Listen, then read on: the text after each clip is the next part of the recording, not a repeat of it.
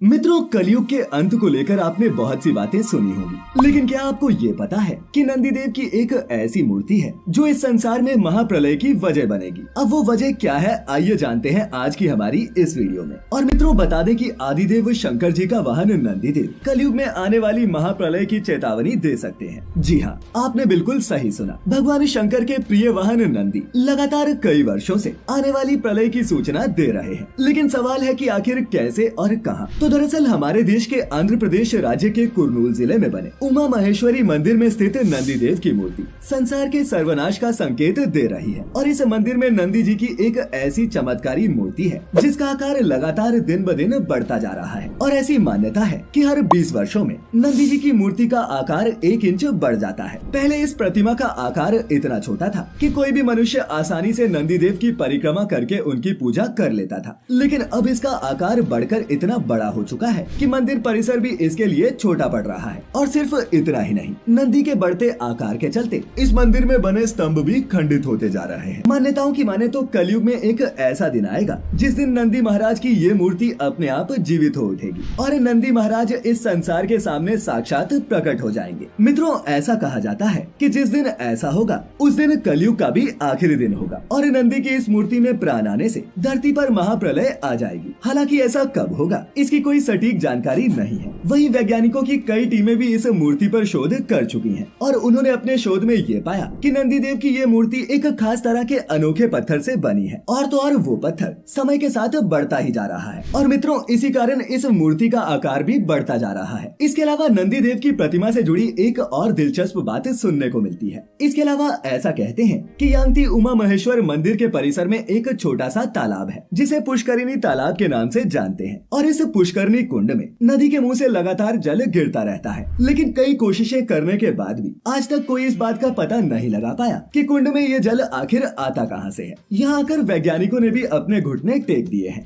और मान्यता है कि इस कुंड में नहाने के बाद ही ऋषि अगस्त ने भगवान महादेव की पूजा की थी और फिर भोले शिव शंकर और नंदी जी की मूर्ति को स्थापित किया गया। साथ ही एक मान्यता ये भी है कि इस मंदिर में कभी कौवे नहीं आते, बाकी के सभी पक्षी तो यहाँ देखने को मिल जाते हैं, लेकिन इस मंदिर परिसर में आपको एक भी कौवा नहीं दिखेगा। और मित्रों, इसके पीछे का कारण ये है कि जब ऋषि अगस्त यहाँ तपस्या कर रहे थे तब कौवों ने उनकी तपस्या में बाधा डालने की कोशिश